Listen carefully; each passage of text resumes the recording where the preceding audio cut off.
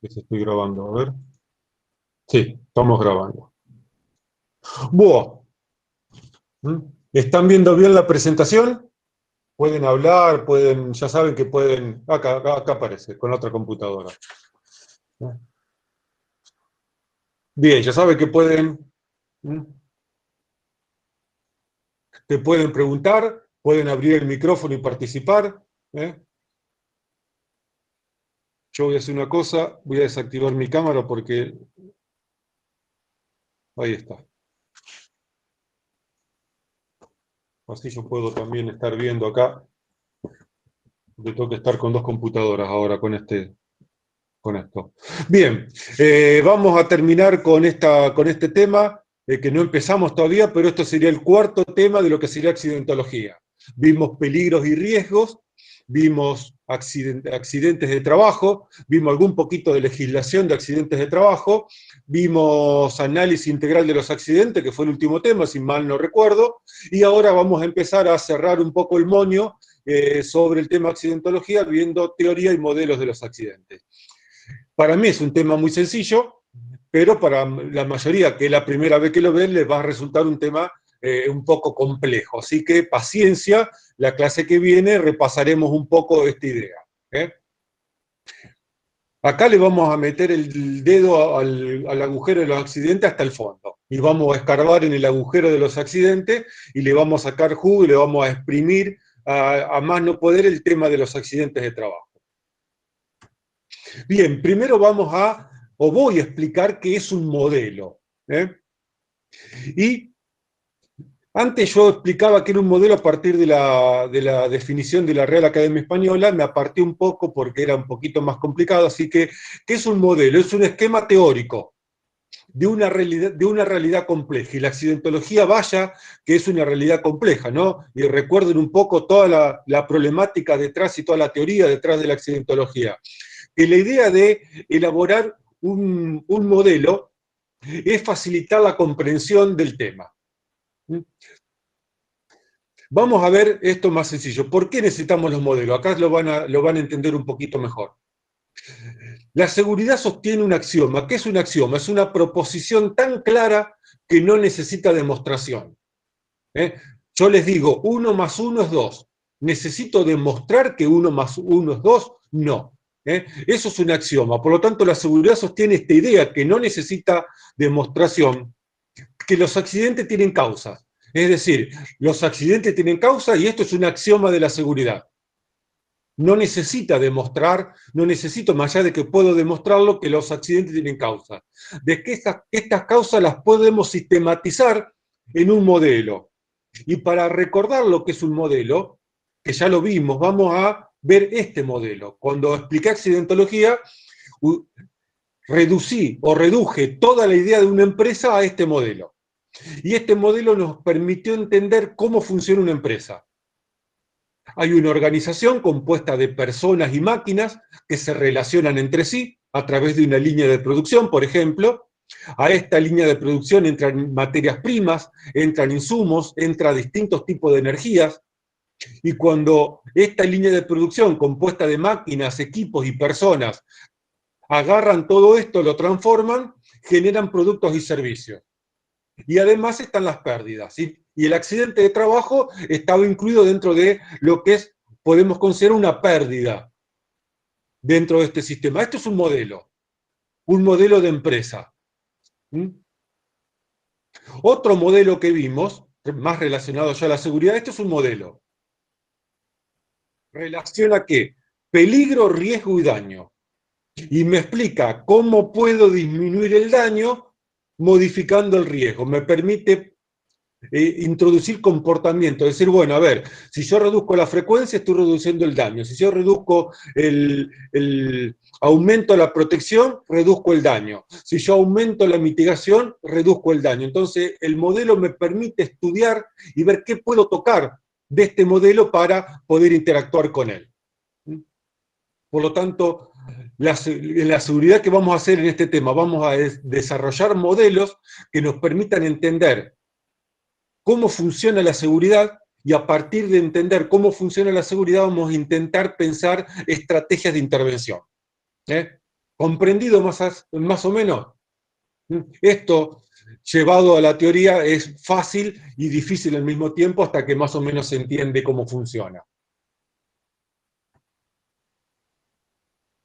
Cuando vimos accidentes de trabajo, introduje en algún momento los factores de riesgo. Y el factor de riesgo o los factores de riesgo eran entes o cosas, pero que tenían la característica de no generar daño.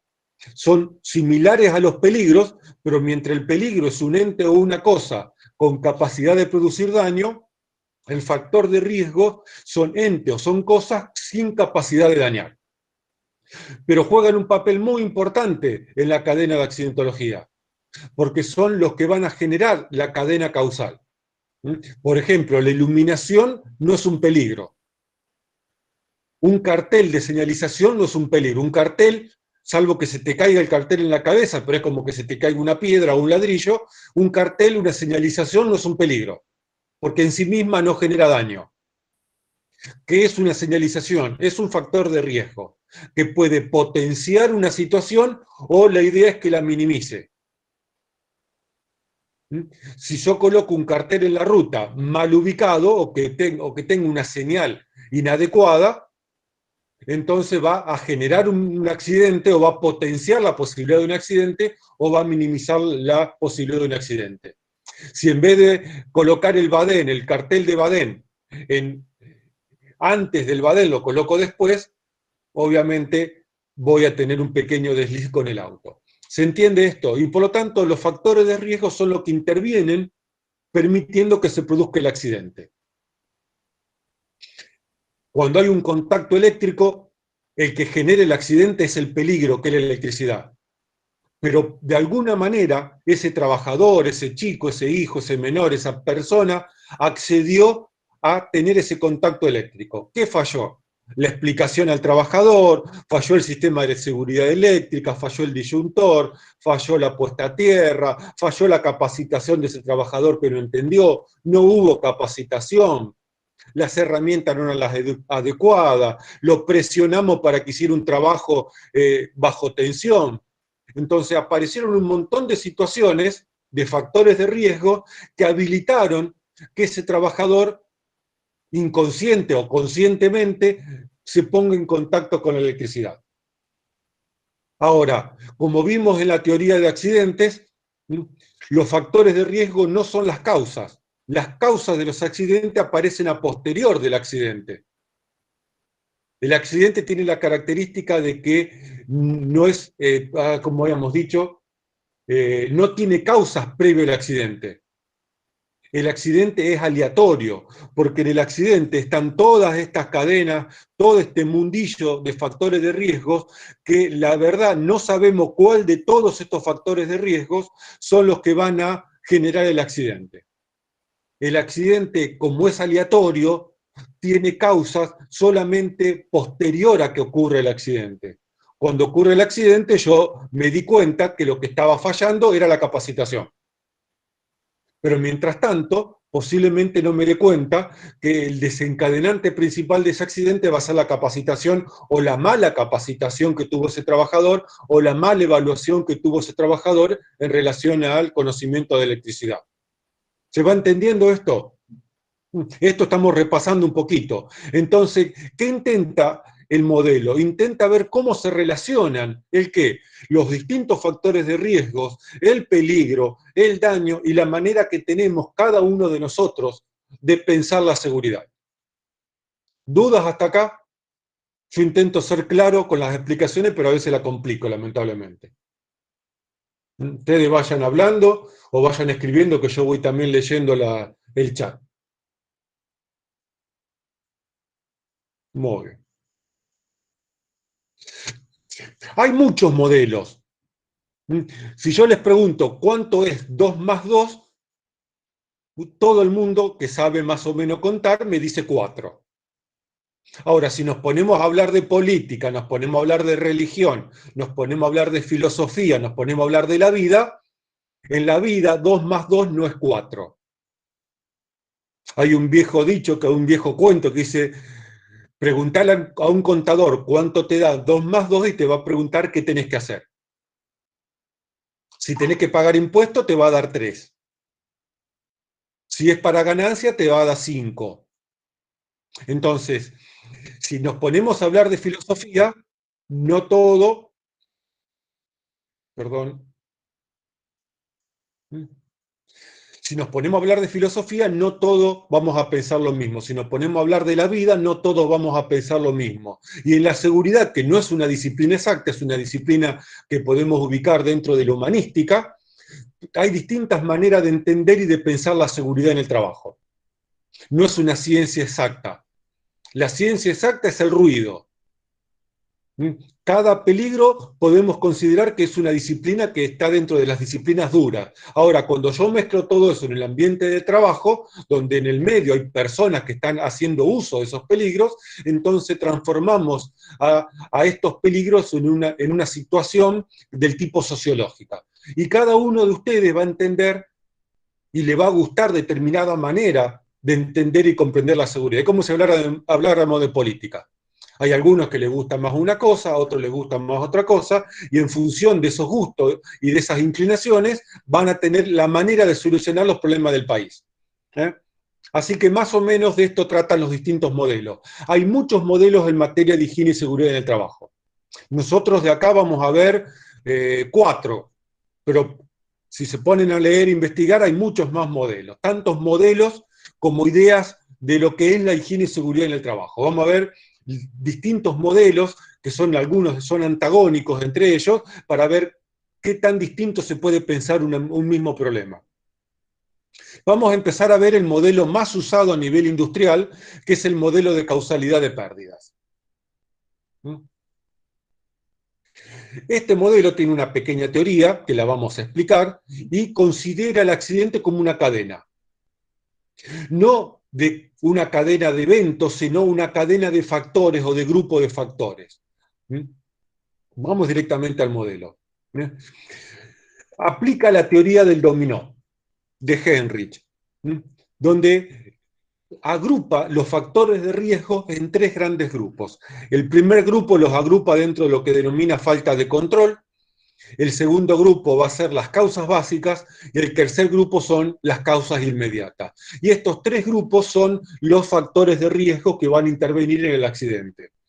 Estos 3 grupos de causas son los que permiten la aparición del incidente.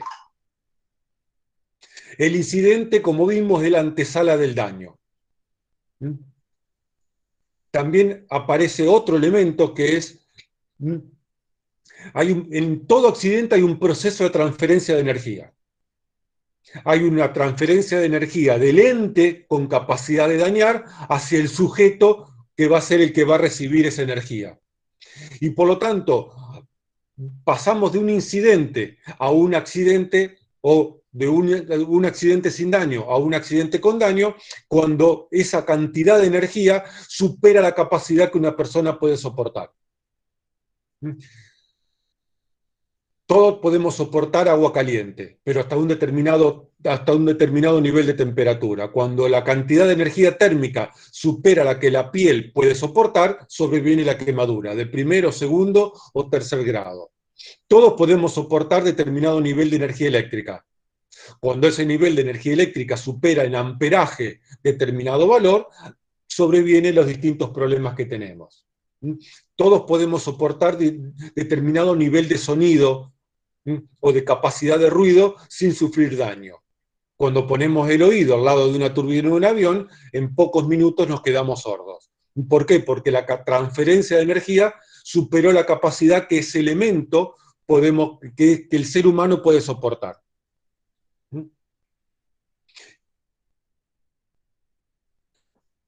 ¿Qué hace este modelo? Agrupa todos los factores de riesgo, o en algunos casos también le denominan causas, en 3 grandes grupos que ya los vamos a estudiar. Y por lo tanto, vamos, no me quiero adelantar. Hasta acá se va entendiendo el modelo. Entonces, para que aparezca el accidente se tienen que tienen que aparecer determinados factores. Que están ordenados. En este modelo los factores los ordenas. Desde los más importantes que son la falta de control, a los menos importantes que son las causas básicas y las causas inmediatas. a ver cómo viene el tema. ¿Qué teorías están detrás de este modelo? La teoría del efecto dominó. Si alguna vez jugaron a la fichita de dominó, está el juego clásico y está el juego de poner una fichita de dominó parada al lado de la otra, donde empujamos una, se caen todas las fichas. Este es el efecto dominó. Por lo tanto, ¿qué implica el efecto dominó? Que si la primera ficha, que es la falta de control, se cae, va a generar y va a arrastrar el resto de las causas hasta terminar en el incidente. Y si en este incidente, que es la amenaza, la situación de amenaza, se genera una cantidad de energía que supera la que el sujeto puede soportar, sobreviene el accidente. En este modelo, ¿cómo se interviene? Si yo elimino una ficha, cualquier ficha, estoy cortando el dominó. Si yo elimino esta ficha, cuando la primera ficha se cae, no tiene a quién arrastrar. Y por lo tanto, este modelo, la intervención en este modelo, cómo reduzco la accidentología, cómo evito el accidente, es retirando algunas de estas fichas de dominó. Cualquier cosa que no vayan entendiendo me van diciendo. Esto lo voy a explicar lo más pausado posible y lo más claro posible. ¿Qué? Perdón. ¿Qué teorías sustentan el modelo? Ya dijimos la teoría del dominó de Heinrich. Heinrich originalmente propuso otras fichas, otros factores. La teoría de la causalidad múltiple, que habla de que en los accidentes intervienen múltiples causas, y en su momento esta teoría dividió las causas en dos grandes grupos, las ambientales, que es el ambiente de trabajo que rodea al trabajador, y las de comportamiento, que son propias del trabajador. También en este modelo interviene la teoría de la transferencia de energía, que estuve explicando hasta recién. Sobrevivir un accidente cuando la energía que transfiere el ente que tiene capacidad de dañar supera la que el cuerpo tiene capacidad de resistir. Y por lo tanto sobrevive un corte o sobrevivir una fractura, o sobrevivir una contusión, o sobrevivir una quemadura, o sobrevivir una enfermedad producto de la cantidad de contaminantes químicos que ingresaron al cuerpo, más allá de lo que el cuerpo tiene capacidad de soportar o de limpiar o de depurar con el transcurso de las horas. Estas son las teorías básicas que intervienen en el modelo. Se va entendiendo acá, yo estoy viendo el chat, así que cualquier cosa me van gritando, me van hablando. Si quieren hablar, abren el micrófono y hablan. Vamos a relacionar este modelo, la fichita que están viendo el color verde, que es la falta de control, con la teoría básica de la seguridad. Cuando hablamos del modelo peligro, riesgo, daño, vimos que había 4 maneras de controlar o de intervenir en el riesgo para reducir el riesgo, que es la probabilidad, y por lo tanto reducir el daño. Prevención, protección, mitigación, y el cuarto elemento es el control. ¿Lo recuerdan esto? El control y la prevención trabajan sobre la frecuencia del accidente, y la protección y la mitigación trabajan sobre el daño, limitando la cantidad de daño. El casco de seguridad es un elemento de protección porque no evita que algo se caiga, sino limita la cantidad de daño que recibe la cabeza, mientras que un curso de capacitación o una visita a la obra del personal de seguridad son elementos de prevención, que va a evitar o va a verificar que no haya elementos sueltos en altura que se puedan caer a la cabeza de un trabajador. Entonces, si relacionamos estas dos cosas, nos vamos a dar cuenta que en este modelo el control adquiere la mayor de las importancias, porque es la primera ficha, la ficha que va a hacer caer el resto de las fichas del dominó. Y por lo tanto, en este modelo, la falta de control es la que desencadena toda la accidentología.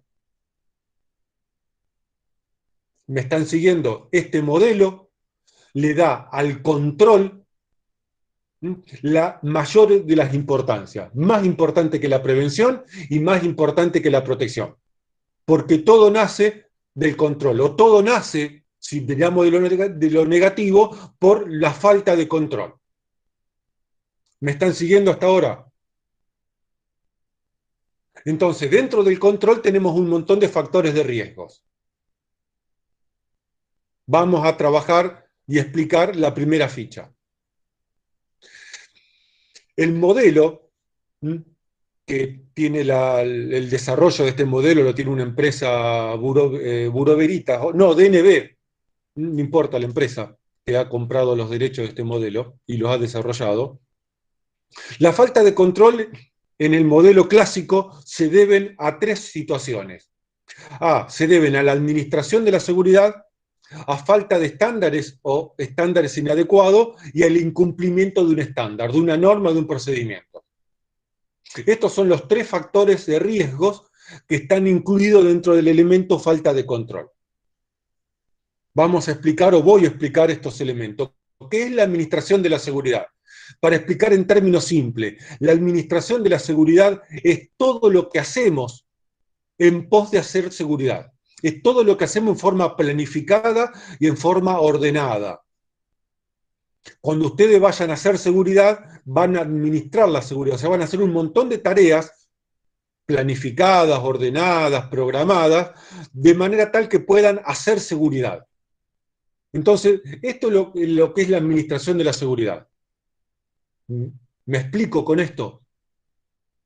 Para mí es fácil entenderlo. Si alguna vez no entraron a ninguna actividad laboral, le va a costar en este momento medio abstracto esta idea de lo que es la administración de la seguridad. Espero devolución, vayan diciéndome, no entiendo, si entiendo, yo sigo, yo le doy para adelante. Y al lado ustedes ven algunas de las tareas más sobresalientes que incluyen o en que está dividido esta manera de administrar la seguridad. Preparación para la emergencia, todo lo que es un sistema para autorizar trabajo, lo que son los sistemas de permiso de trabajo, la gestión del aprendizaje, o sea, lo que es capacitación, entrenamiento, educación para la seguridad, equipos de protección personal, controles de seguridad, todos los controles y las inspecciones que hacemos para poder controlar la seguridad. Agustín pregunta, ¿vendría a ser como la teoría de la seguridad? No, la teoría de la teoría, esto es más práctico, esto es cómo hacer seguridad, cómo administrar la seguridad de una empresa. Vos imaginate que el día de mañana, mañana martes, tenés que ir a hacer seguridad a una empresa, que te contratan. Y la primera pregunta que te vas a hacer es, ¿qué voy a hacer mañana? ¿Por dónde empiezo? ¿Qué hago? ¿No? Porque la teoría es todo lindo. Ahora los quiero ver el día de mañana trabajando haciendo seguridad. Y la primera pregunta, que les va a hacer fruncir el trasero, es ¿qué hago mañana cuando vaya a la obra? No los va a dejar dormir en toda la noche. Eso es cómo administro la seguridad. Entonces, mañana o ya esta noche o en la semana o a principio de año, ya planificaron todo lo que van a hacer durante el año. ¿Cuál va a ser el plan de gestión del aprendizaje de la empresa? ¿Cuál va a ser el plan de capacitación y entrenamiento? Ya lo tenés previsto a principio de año. ¿Cuál va a ser tu rutina de inspección y de control? ¿Cómo va a ser el sistema de comunicación al personal, de información de seguridad y higiene? ¿Cómo vas a gestionar las enfermedades y los accidentes de trabajo? ¿Cómo vas a implementar un sistema para habilitar trabajo seguro dentro de la empresa? ¿Cómo implementás un sistema de seguridad fuera del trabajo? ¿Cómo gestionar las compras para que cuando se compre algo, se compre pensando en la seguridad de la empresa?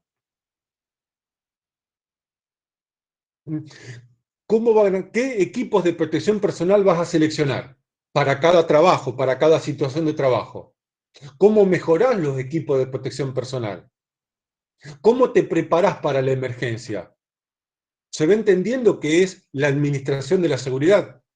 Es la pregunta que se van a hacer mañana, si mañana tienen que ir a una empresa a trabajar, a hacer seguridad en el trabajo. ¿Por dónde empiezo? ¿Qué salgo a caminar? ¿Qué me pongo a ver papeles? ¿Hablo con el gerente? ¿Hablo con el portero? ¿Qué hago mañana? Supuestamente no lo van a hacer solo, van a tener otra persona que va a ser su jefe, que los va a llevar y les va a enseñar. Pero imagínense que mañana van solos y se le va a llenar el trasero de preguntas, ¿eh? Bueno, hay que pensar en la división de tareas. Hay que pensar en estos grandes grupos que ya seguramente en los próximos años los van a ir viendo. Entonces, ¿por qué pasó un accidente? Porque falló el control. ¿Qué control falló? Y bueno, la gestión del aprendizaje falló, porque no le diste capacitación sobre trabajo en altura a un trabajador, o porque la capacitación fue inadecuada, o porque no lo evaluaste. Entonces no sabés si ese trabajador entendió o no entendió cómo tiene que hacer el trabajo en altura.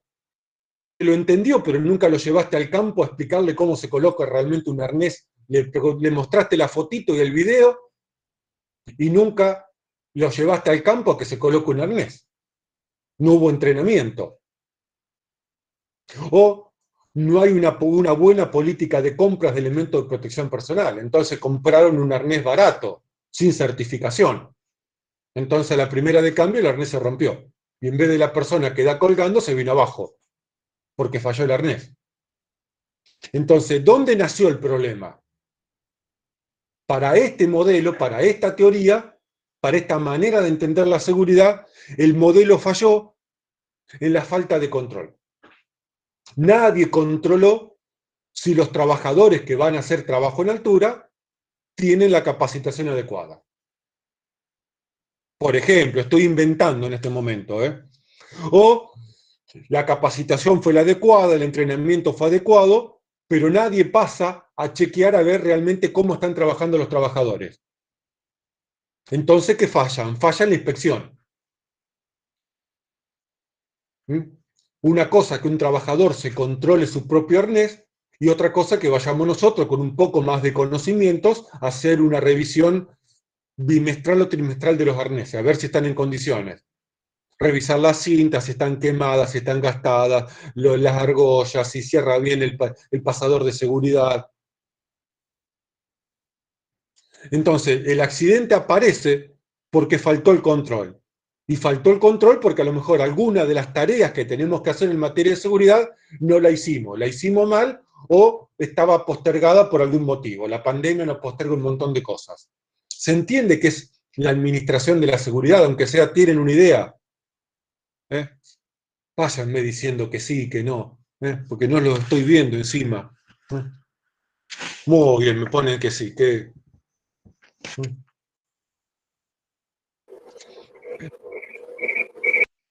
De mi manera de entender la seguridad, la falta de control se debe exclusivamente a fallas en la administración de la seguridad. El modelo original, yo tengo muchas diferencias con este modelo, muchas diferencias conceptuales, pero bueno, yo lo explico tal cual lo van ustedes posiblemente a ver más adelante o se los vayan a explicar de vuelta más adelante, agrega dos elementos más a la falta de control. La falta de estándares, o sea, la falta de normas y los incumplimientos. Que si uno lo piensa, estas dos faltas de control se deben también a problemas de administración de la seguridad. Si un trabajador no tiene un estándar de cómo trabajar seguro en altura, lo que falló es la administración de la seguridad. Si un estándar no se está cumpliendo, lo que falló es el control o el chequeo o la verificación en planta, en campo, de ese estándar. Entonces, la falta de control se debe a problemas en la administración de la seguridad, a que no hay estándares o estos estándares, aunque están, son inadecuados, quedaron desactualizados, o estos estándares no se cumplen. Entonces, ¿cómo intervengo en el modelo? Ante la falta de control, tengo que establecer un control. Entonces me doy cuenta que está fallando el control, entonces ¿qué tengo que hacer? Implemento un control. ¿Estamos administrando en forma incompleta la seguridad? ¿Qué tengo que hacer? Identificar qué trabajo no estamos haciendo nosotros. ¿Mm? Que somos los que llevamos adelante la administración de la seguridad.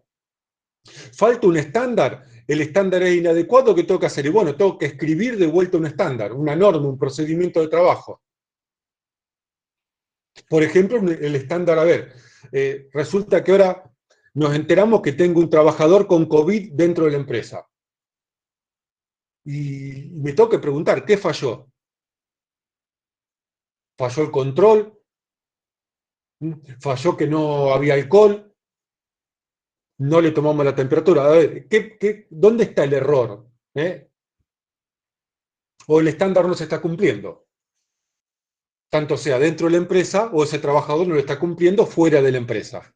Entonces, ¿qué tengo que hacer? Tengo que identificar en qué fallamos para posteriormente hacer las correcciones adecuadas. Entonces estamos en la primera ficha, la falta de control. Para este modelo, repito, todo nace en el primer elemento, que es la falta de control. Si tuviésemos el control de absolutamente todo, no van a aparecer las causas básicas. La falta de control permite que caiga la segunda ficha de dominó, que son las causas básicas de los accidentes. Este modelo es muy ingenieril, está todo ordenadito, toda una cosa detrás de otro, todo cuadrado, todo rectangular, todo está agrupado, nada está suelto. Tiene una mirada muy tecnocrática, muy ingenieril. Vamos a ver otro modelo que no es así, ya más adelante. Las causas básicas. Las causas básicas las podemos dividir en dos grandes grupos. Aquellas que se deben a factores personales y aquellas que se deben a factores de trabajo o de tipo organizacionales. ¿Qué son los factores personales? Son aquellos problemas, por ponerle, o aquellas limitaciones o aquellas condiciones que traemos las personas que son ajenas al trabajo. Se debe a mi condición de persona, mi capacidad física. Soy alto, soy bajo, soy gordo, soy flaco, tengo los brazos más largos, más cortos, tengo problemas de entender, tengo problemas neuróticos, tengo miedo. Entonces, los factores personales son propios de cada persona y son ajenos al trabajo. Yo entré a trabajar, cuando entré a trabajar esa empresa vine con un bagaje de problemas y de beneficios, pero acá estamos analizando los problemas que limitan o condicionan el trabajo. Están aquellos que tienen que ver con las condiciones físicas y fisiológicas y aquellas que tienen que ver con las condiciones cognitivas, o sea, del conocimiento, y con las psicológicas, o sea, con los patitos alineados, como decimos habitualmente. Y están después los factores relacionados al trabajo, o sea, las condiciones que genera el trabajo en la persona o en un grupo de personas. Problemas de liderazgo y de supervisión, problemas de ingeniería inadecuada. Por ejemplo, a ver, si yo trabajara en una cocina y yo mido 1,95 m, a mí una mesada de cocina me queda chica, me queda corta, me queda baja. Estaría todo el día con dolores de cintura, que es lo que me pasa normalmente cuando cocino. Y por el contrario, si viene uno que es medianamente petizo, que mide 1,50 m, 1,60 m, va a tener que trabajar con los bracitos un poquito levantados. Pero resulta que la mesada no la podemos hacer más alta para mí, porque después viene el cocinero que es más petizo. Entonces tenemos un problema de ingeniería. ¿Cómo resuelvo un problema que es ajeno a la empresa? Salvo que quiera tomar cocineros de 1,70 m para arriba, entre 1,70 m y 1,80 m. Y ya tendría el problema de discriminación. Lo mismo pasa con herramientas y equipo inadecuados, con fallas en el mantenimiento, con compras inadecuadas. Yo estoy colocando algunos de los factores o de los elementos que son los que generan el trabajo en el propio ambiente de trabajo o en las personas. Entonces, vamos hacia atrás, a ver cómo lo tengo esto. Vamos hacia atrás un momento. La falta de control generó que a un trabajador no se le detectara que es asmático, por ejemplo. Falla mi sistema de exámenes preocupacionales. No le estamos haciendo exámenes preocupacionales a los trabajadores. No los estoy indagando acerca de su problemática personal. Entonces, como hoy necesitamos trabajar todos, si alguien me pregunta si tengo un problema, yo le digo ninguno. ¿Sos asmático? No, no soy asmático. ¿Qué no va a ser asmático? ¿Eh? Pero necesitas trabajar, así que el asma pasó a un segundo plano. Y tampoco te hicieron un control médico. ¿Qué falló ahí? Falló la empresa, falló la administración de la seguridad. Ahora, el asma no es un problema generado por la empresa, no es una causa atribuible a la empresa, es un problema personal, es un factor personal, que si no lo detectamos, no lo encontramos, mando al trabajador a un ambiente que ese asma va a potenciar, que el ambiente de trabajo potencie ese asma y ahí aparece un problema serio y grave, inclusive llevarlo a la muerte al trabajador por un ataque de asma. Entonces, ¿dónde estuvo el problema? ¿En el trabajador asmático? No. ¿En el trabajador que es petizo? No. Falló el control, falló la compra. Estamos comprando equipos que no son adecuados para nuestros trabajadores o no se adaptan a la variedad de trabajadores que tenemos. ¿Mm? O, a ver, supongamos algo más grave todavía, un chofer de máquina industrial, como puede ser un autoelevador o una grúa. No le hago un examen preocupacional. Una persona cardíaca y con problemas de presión alta. Ingresa a trabajar. ¿Y por qué ingresa a trabajar ese trabajo? Porque nadie lo controló. Nadie le preguntó. Entonces, falló el control. Ahora me la agarré con el médico. Falló el control.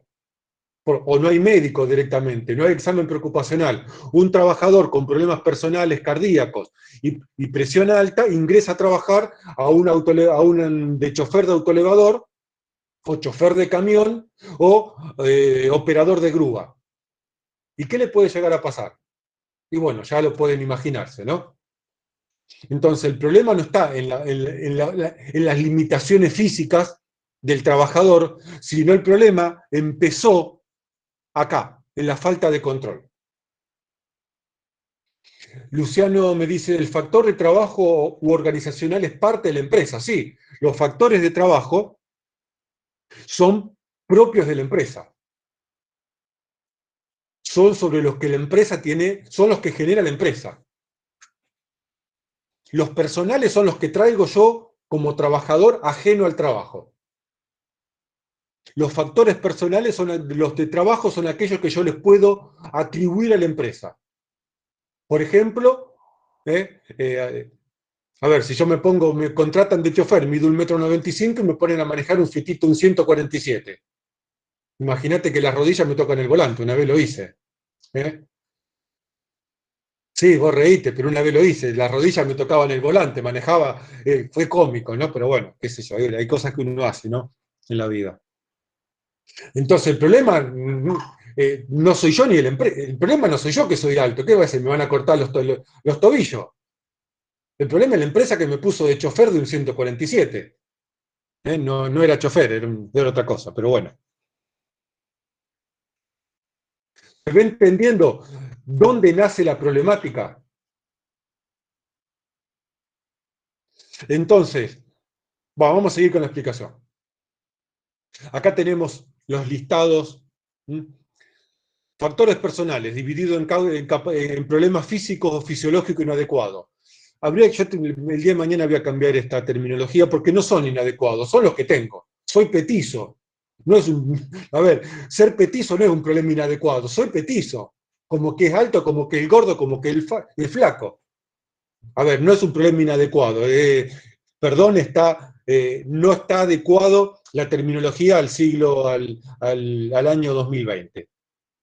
Problemas de altura, de tallo, de peso, de alcance, de fortaleza, problemas con movimientos corporales limitados. Y ahí ustedes están viendo problemas de deficiencia visual. Es lo mismo que si yo coloco un daltónico a hacer un control de calidad de colores.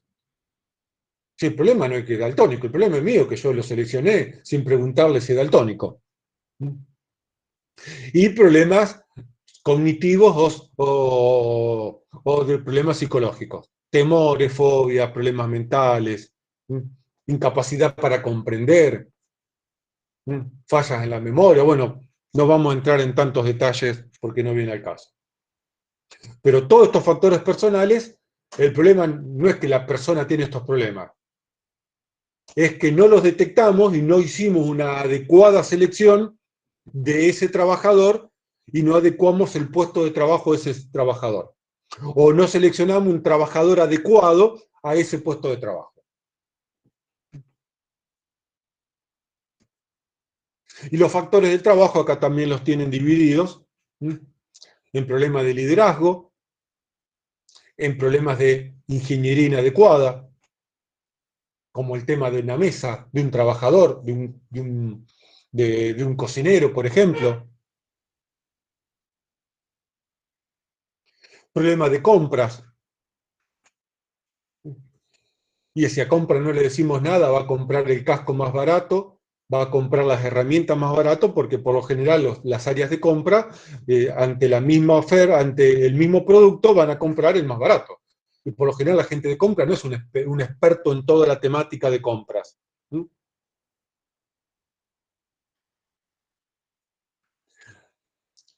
El tercer grupo se llama causas inmediatas.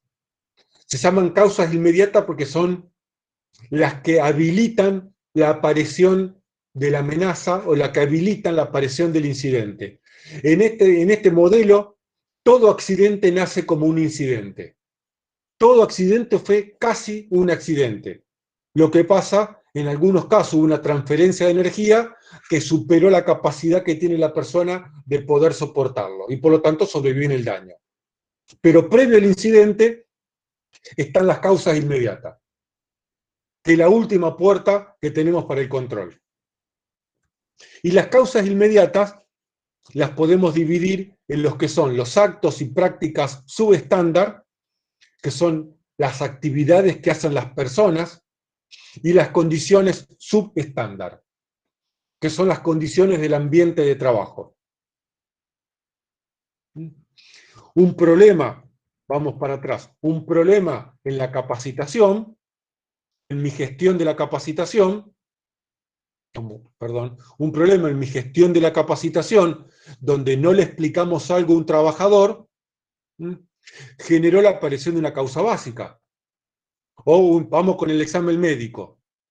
No hicimos un examen médico adecuado y me aparece un trabajador, un chofer de autoelevador con problemas cardíacos o con problemas en la visión o con problemas de presión alta. Y esto genera, a su vez, las condiciones inmediatas. O contrato un ingeniero o un técnico que no sabe del tema.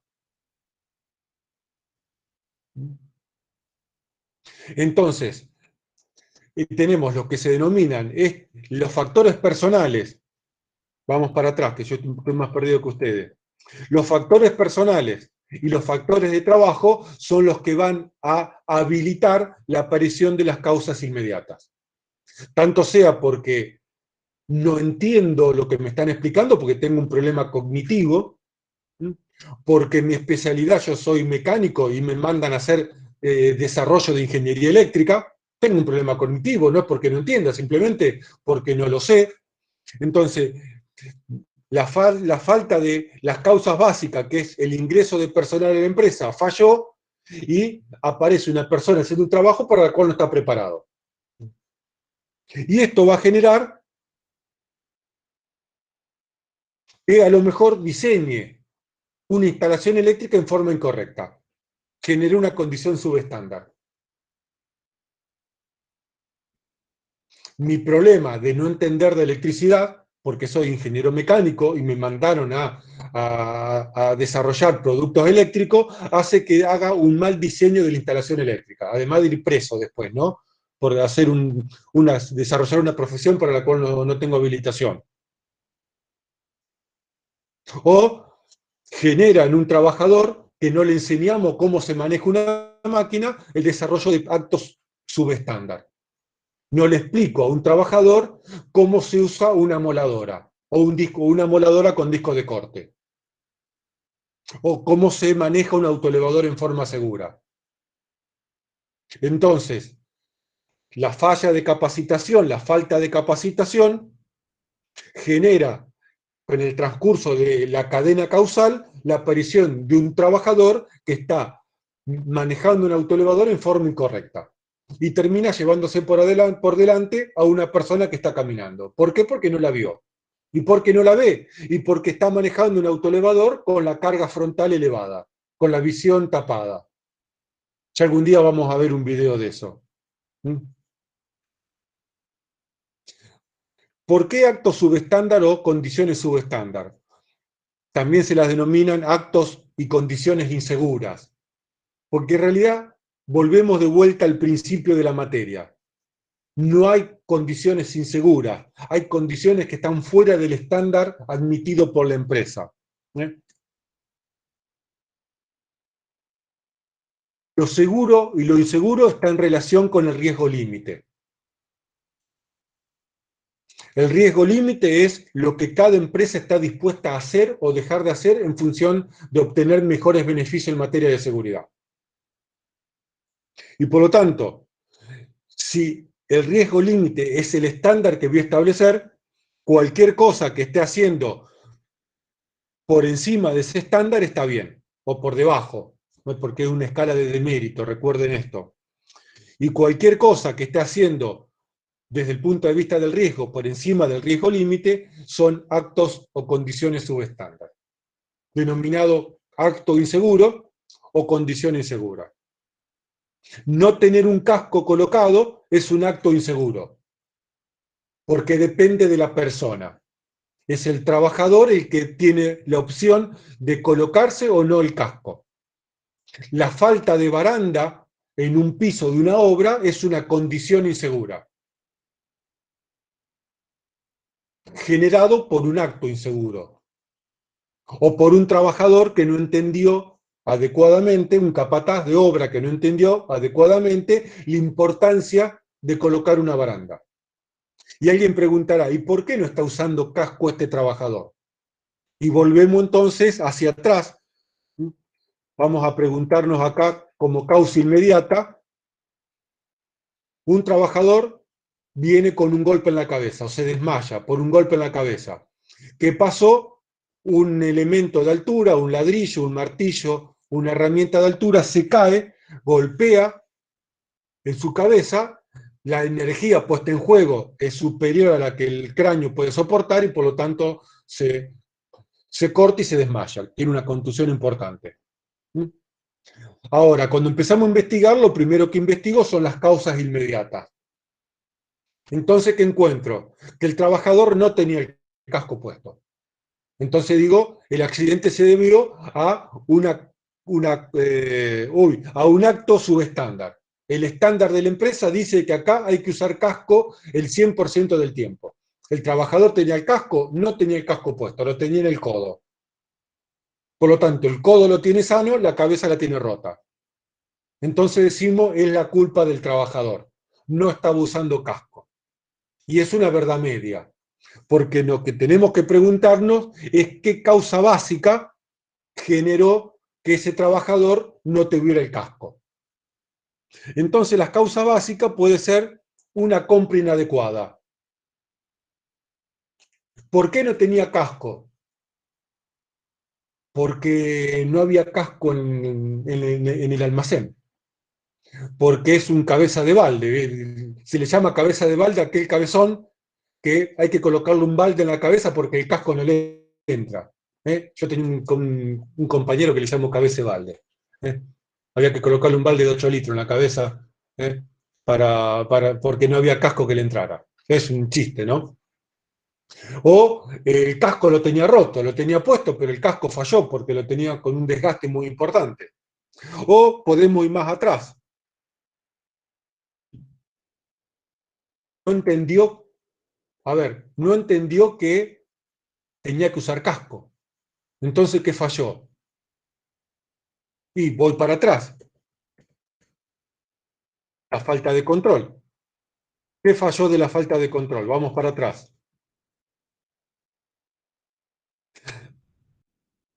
¿Había un estándar que diga que había que usar casco? Sí. ¿Estaba incumpliendo el estándar? Sí, lo estaba incumpliendo. ¿Y por qué lo estaba incumpliendo? Y vamos atrás. Y si cuando me pongo a revisar y hacer la investigación, resulta que me encuentro que en ningún momento este trabajador se lo capacitó respecto o se le indicó la obligación de usar casco. Estoy inventando, por eso viene medio raro el tema. Entonces, en realidad, el trabajador no tenía puesto el casco porque nadie le explicó que tenía que usar casco. O explicándole, nadie le reforzó la importancia del uso del casco. O, sabiendo la importancia del uso del casco, hay una causa básica que es los factores de trabajo. Liderazgo o supervisión inadecuada. Y me doy cuenta que el capataz tampoco está usando el casco. Entonces, si el capataz no usa el casco, ¿por qué lo voy a usar yo? ¿Se va entendiendo cómo se va hilando? Los japoneses le llaman los cinco qué, los cinco por qué. ¿Por qué se le cayó la pieza en la cabeza? ¿Por qué se lastimó? ¿Por qué no tenía el casco? ¿Por qué? Es como los chicos de 4 o 5 años. El que tiene hijos sabe que a una determinada edad te pregunta 25 por qué por día. Hasta que un día te cansás y le decís basta de por qué. Y las causas inmediatas es la antesala del accidente. El accidente se debió porque el trabajador no estaba usando el casco. Y mi investigación, si soy un tipo jodido, termina ahí. ¿Y en qué termina? En suspender o despedir a ese trabajador porque no estaba usando casco. Cuando en realidad no lo estaba usando porque nadie lo usa el casco. No estaba usando casco porque no tenía casco. O porque le robaron el casco y en el almacén no le quisieron dar otro porque no había. Entonces fíjense cómo cuando me empiezo a preguntar cosas, vamos retrocediendo hasta llegar posiblemente a una política equivocada en materia de elementos de protección personal, que radica en una falla de compras, que compra no tiene cantidades críticas para hacer pedidos, por ejemplo. O también se puede deber a cuestiones ajenas a la empresa. No hay cascos en el almacén porque estamos en plena pandemia de coronavirus, y los que fabrican casco tienen producción limitada y el transporte tiene problema de llegar de donde fabrican casco hasta Rosario, o porque en el almacén hay pocas personas trabajando porque muchos están de licencia por coronavirus, entonces no dan abasto a hacer todos los pedidos. También puede haber problemas ajenos. ¿Se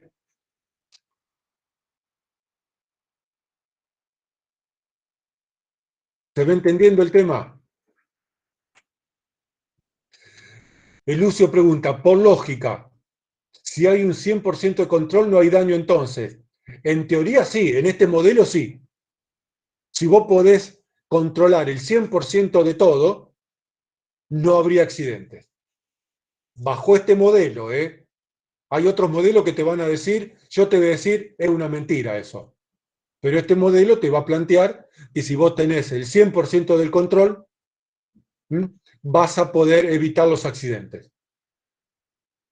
Bueno, pero la falla externa la podés evitar no trabajando, por ejemplo. Por ejemplo, no hay casco para los trabajadores. Bueno, entonces no hacemos tareas que impliquen tener piezas arriba en altura. O aumento el control de los elementos que están en altura. Pero bueno, es imposible tener un control del 100% de todo. Es imposible. Pero por eso, depende el modelo. Si sos de izquierda, sos de derecha, sos del medio para la izquierda, sos del medio para el centro, del medio para la derecha. Es como la política esto. De acuerdo al modelito, tenés la solución. Y el que tiene otro modelito en la cabeza te está diciendo, con ese modelo vos no solucionas nada. Llévelo a la política y esto es exactamente lo mismo. ¿Eh? ¿Por qué? Porque hay distintas maneras de pensar y de entender la seguridad.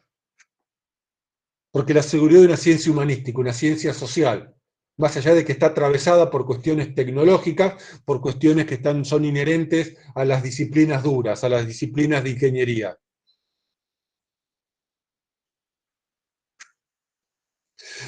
Entonces vimos falta de control, la falta de control genera la aparición de las causas básicas, que están divididas en factores personales y factores organizacionales o del trabajo, y estos dos grupos de causas básicas son los que terminan generando o permitiendo la aparición de las causas inmediatas, los actos y condiciones subestándar. Y acá aparecen dos palabritas, síntomas y problema. ¿Qué es un síntoma? En este momento el que me lo puede responder, La fiebre, ¿es un síntoma o es una causa? Una persona con fiebre, una persona con erupciones en la piel, es un indicio que existe algo, es un síntoma. La fiebre es un síntoma. A la fiebre le puede generar un montón de cosas. Por lo tanto, el modelo le admite o considera que las causas inmediatas son los síntomas del problema, son los síntomas del accidente. En realidad, la falta de casco o la falta de guante en este trabajador que se accidentó no es la causa del accidente, es el síntoma que te está indicando que detrás de eso hay más problemas más serios. Tenés fiebre y hoy en día puede ser una gripe común, coronavirus o que te colocaste una plantilla en la planta de los pies. Un viejo truco para la mañana no ir a la escuela. Entonces te levantaba un poquito de temperatura. ¿Eh? Entonces, en la accidentología podemos dividir los que son los síntomas, que son las señales, de aquellos que son las causas del problema. En realidad tiene gripe, tiene una neumonía, y eso es lo que está generando, la neumonía es la causa básica, ¿m? Y la causa inmediata es la fiebre. Y la falta de control, y bueno, el pibe, viste, se fue el fin de semana de joda con una remerita y hacía 5 grados bajo cero. ¿Cómo no le va a agarrar una neumonía al nene? Si estuvo de joda tomando y parrandeando todo el fin de semana en remera. Si alguna vez no lo hemos hecho, pasa raspando.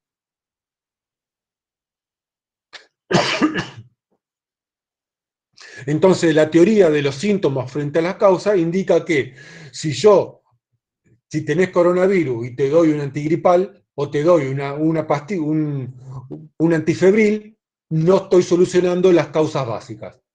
Lo que voy a hacer es que baje la fiebre. Pero el problema es que tener una neumonía con un antitérmico no lo solucionamos. Es como decirle, echarle la culpa al trabajador de que no tenía casco. Y no tenía casco si no había casco.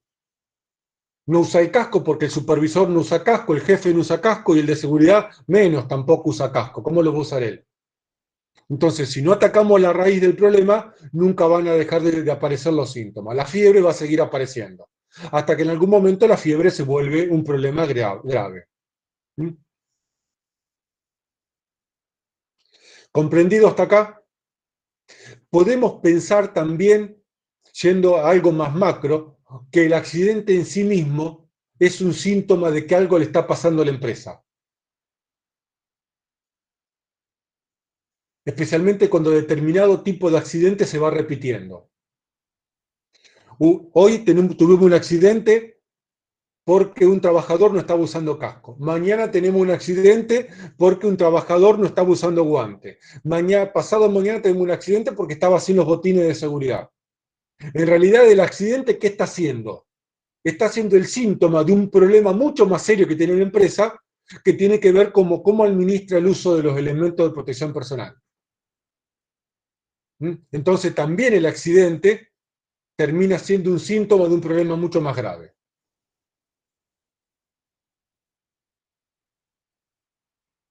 Vamos a hablar de y ya estamos terminando con esto, terminamos el modelo y dejamos, de esta barrera que es la capacidad límite, de esta transferencia de energía. Vamos, no, perdón, vamos a seguir con el riesgo límite. Los síntomas, estoy perdido, yo también estoy perdido. Vamos a analizar los síntomas. Los síntomas se deben a actos subestándar y condiciones subestándar. Y una de las características de los síntomas es que son observables. Para encontrar un acto subestándar y una condición subestándar, yo tengo que ir a mirar la empresa, tengo que ir a observar al trabajador, tengo que ir a caminar la empresa. El problema no te va a venir a la oficina.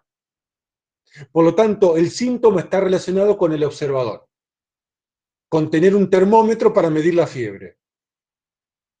Y si hay un observador, entonces estamos hablando de una observación que es totalmente subjetiva. Las observaciones son subjetivas. Y por lo tanto, dos personas mirando lo mismo van a ver cosas distintas. ¿Por qué? Porque va a depender del conocimiento del estándar que tenga la empresa. Perdón.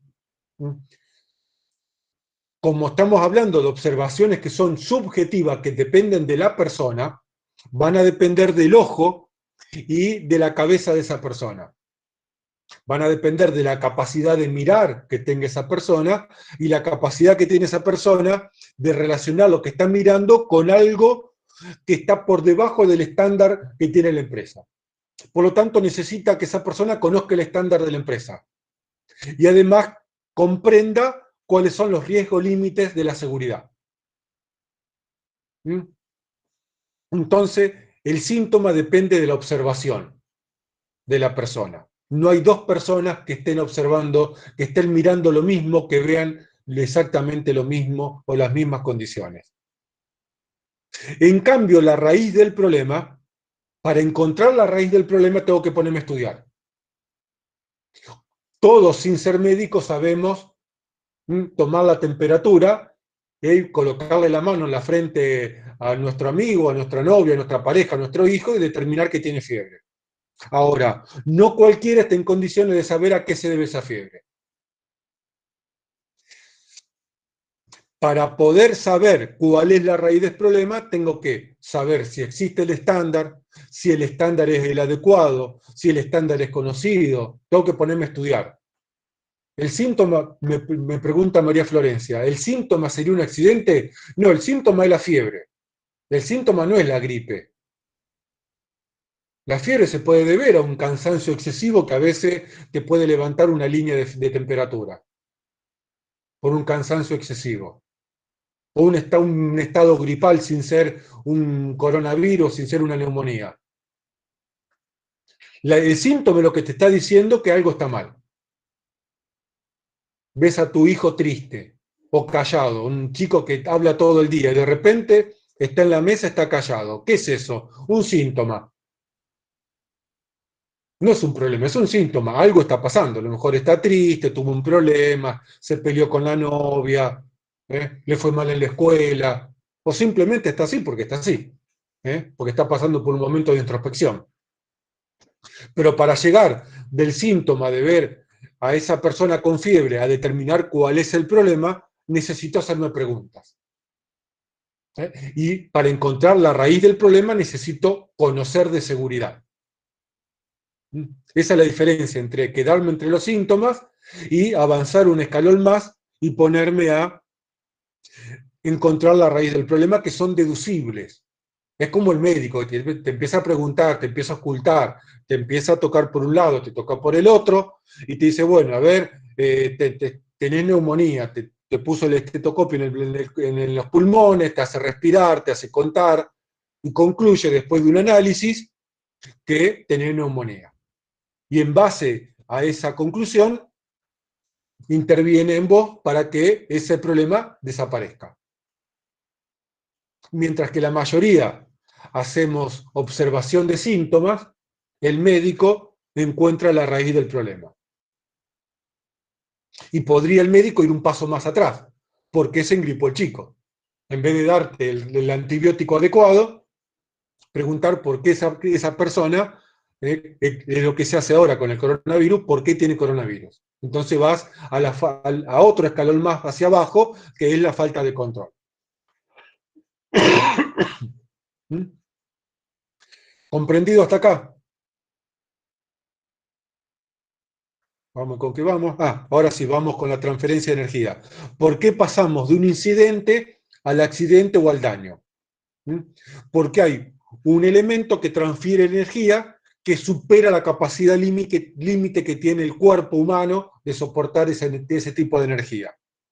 Y por tanto, acá va a depender del tipo de energía puesta en juego y de los movimientos. Ya esto vamos a entrar más adelante en un par de clases. Esto lo dejo picando acá. Tipo de energía: mecánica, eléctrica, química, radiante, térmica, etc. Movimientos: me caí, me golpearon, me golpeé, etc. Ya lo vamos a ver. Esto parece medio raro, pero ya lo vamos a analizar en mayor profundidad.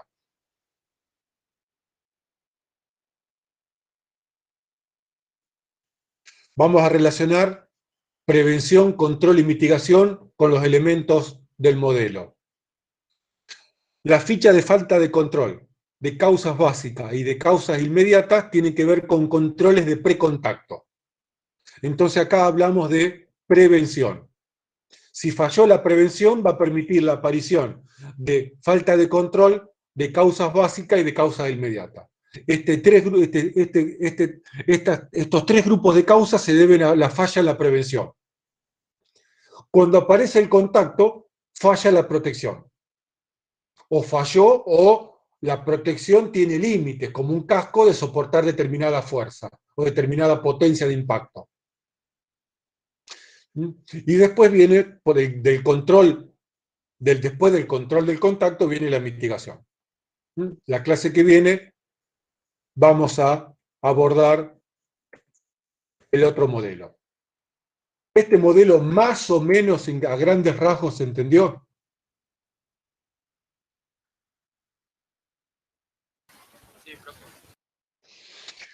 Para no dejarla picando así, vamos a introducirnos al próximo modelo y terminamos, para que vean dos maneras totalmente opuestas de pensar la seguridad.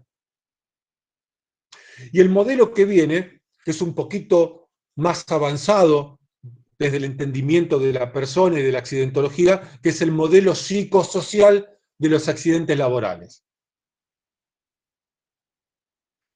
La psicología se ocupa de la cabeza de la persona, de los patitos que tenemos, si lo tenemos más alineado o menos alineado.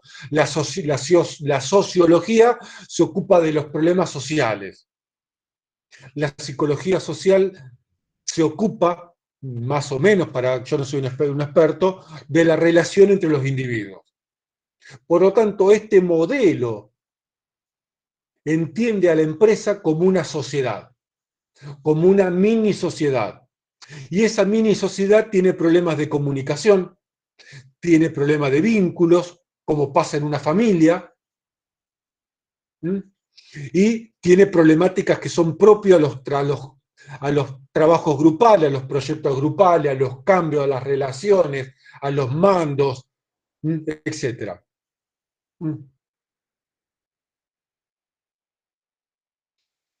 Este modelo opera en un nivel psicosocial de explicación. La explicación es psicosocial.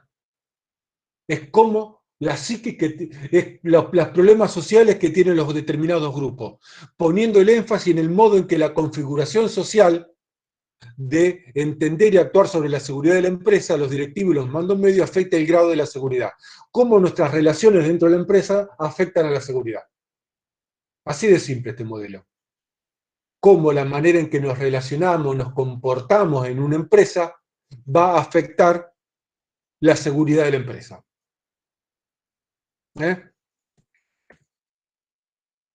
¿Comprendido? Si hemos entendido, entonces vamos a